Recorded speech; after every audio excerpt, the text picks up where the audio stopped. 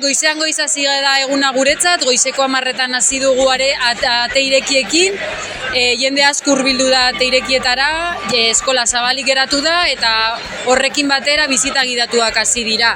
Zuzendaritza taldeak gidatu ditu, eskolatik zehar, eraikinak eta egoera ikusten, eskolarako egoera berria. Jende asko bazegoen antzinatik zela eskolara hurbildu eta orduan polita izan da eurek ere ikustea zelako aldaketa egon den.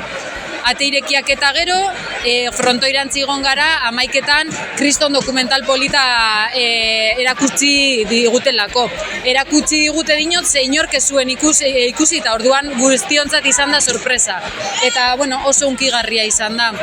Oso dokumental polita, pila bat lan egin dute, lantalde horrek pila bat lan egin du, eta oso polita geratu da.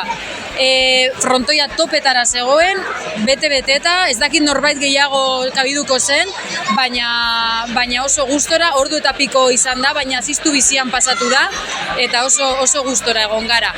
Bukatu denean frontoiko dokumentala, trikitriza eta aretako trikitrilariak eta aretako txistulariekin batera, berantz jaitsi gara eskolatik, puzgarriak eta umentzako jolasak zeudelako, eta ondoren omenaldiaren momentua izan da. Momentu hunkigarria bebai, oso omenaldi polita izan da, eta Barañanok egin duen monolitoa ere aurkeztu egin da. Zuhaitz bat landatu egin da, apur bat ere ondorengoek ikus dezaten, eta hor bertan gera dadin, zelan 100 urte hauek igaro diran, ospatu ditugun, eta ondorengoek ere ikus dezaten hor, gure lagina, gure oinatza, ez?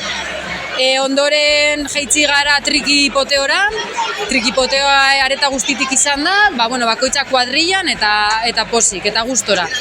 Eta orain bazkaltzeko ordua da, bazkaltzeko 400 bat pertsona hurbildu gara, karpa ere bete-beteta dago eta oso gustora. Eguraldiaren zain egon gara denbora, asko eguraldiari begira, baina egia errespetatu gaituela eta oso eguraldi ona egin digula. Orain, Baskaria bukatu eta gero jarraituko dute puzgarriak eta umentzako tailerrak egongo dira zabalik. Eta apur bat, parrillada izango dugu, dantza plaza bebai, Untxueta taldearekin, eta umeek ere izango dute aukera dantzatzeko prest taldearekin, dantza batzuk egiteko. Hori eskola barruan izango da.